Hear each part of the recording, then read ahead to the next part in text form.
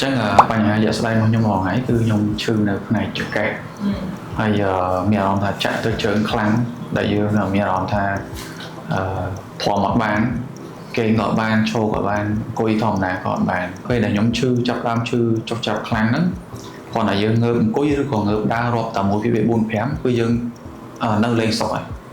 មានថាតើយើងងោកន្លែងគេវិញមានថាវាចាក់ទៅជើងហើយពើយកខ្លាំងដែលយើងអាចធំបានបាទជំរាបសួរខ្ញុំឈ្មោះសារុនខ្ញុំជាគ្រូពេទ្យព្យាបាលចលនានៅ Physical Camp ថ្ងៃនេះខ្ញុំជួបបងប្រុសគាត់ឈឺ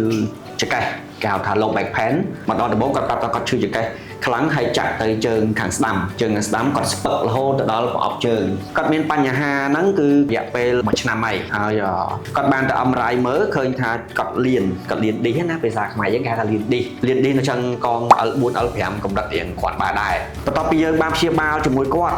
គឺព្យាបាលបានតាំងទៅព្យាបាលបាន session ទី1លើកទី1មកវិញខ្ញុំធ្វើការវិតម្លៃទៅគាត់ថាគាត់បានធូរស្រាលច្រើនរហូតមកដល់ពេលនេះគឺយើងព្យាបាលបាន3 session ហើយទីនេះទៀតគឺលើកទី4ខ្ញុំនិយាយពីលើកទី3ចុះព្រោះលើកទី4អត់ទាន់ចប់ទេលើកទី3គឺគាត់បានធូរស្រាលច្រើនមែនទែនគាត់ពីដំបូងគាត់ថាគាត់ចង់វះកាត់នៅពេលដែលគាត់ឈឺចាប់មែនទែនណាគាត់ថាគាត់លែងខ្វល់ហើយគាត់ចង់វះកាត់យើងក៏បានប្រឹក្សាយោបល់ជាមួយគាត់ថាយើងអាចព្យាបាលដោយគ្រូពេទ្យចលនាសិនទៅយើងអាចសាកល្បងចន្លោះពី5ដងទៅ7ដងយើងនឹងដឹងលទ្ធផលហើយអញ្ចឹងបន្ទាប់ពីព្យាបាលបាន3 session មកឃើញថាគាត់ធូរស្រាលមែនទែនគាត់ឡើងឈឺចាប់មកគាត់នៅស្ពឹកតិចនៅជើង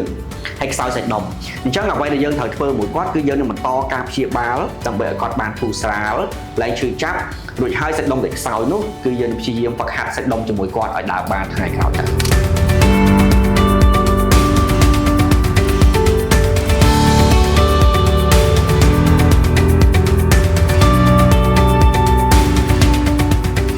នេះគឺជាម៉ាស៊ីនមួយគេហៅថាម៉ាស៊ីន EMS ហ្នឹង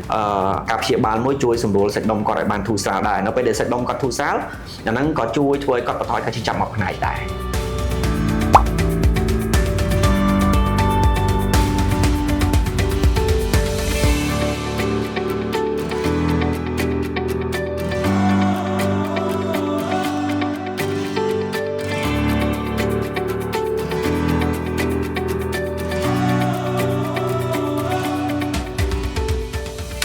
បន្ទាប់ពី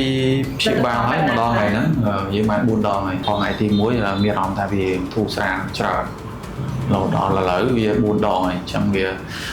ប្រសើរឡើងខ្លាំងលទ្ធផលយើងទទួលបានច្រើនតាំងពីថ្ងៃដំបូងពេលដែលយើងធ្វើហើយហ្នឹងអារម្មណ៍ពើខ្លាំងហ្នឹងគឺលែងមានបងអាចសម្រាយបានតិចអត់ថាប្រសើរឡើងហ្នឹងយើងប្រសើរបែបណាខ្លះមុននឹងមកយើងគេងអត់បានទេពេលយប់ហើយដូចខ្ញុំនិយាយអញ្ចឹងពេលដែលយើងងើបឈរឬក៏អង្គុយរាប់តែ1 2 3 4 5គឺយើងនៅលេងសុខហើយយើងត្រូវតែគេងវិញទៀតអញ្ចឹងណាហើយទោះបីគេងក៏មានអារម្មណ៍ថាគេងអត់លក់ដែរសូម្បីតែយប់ឡើងក៏យើងគេងអត់លក់ដែរអញ្ចឹងទៅវាឈឺខ្លាំងដែរហើយបន្ទាប់ពីធ្វើហើយយើងមានអារម្មណ៍ចាប់តាមធូរស្រាលច្រើនយើងអាចដើរបានធម្មតា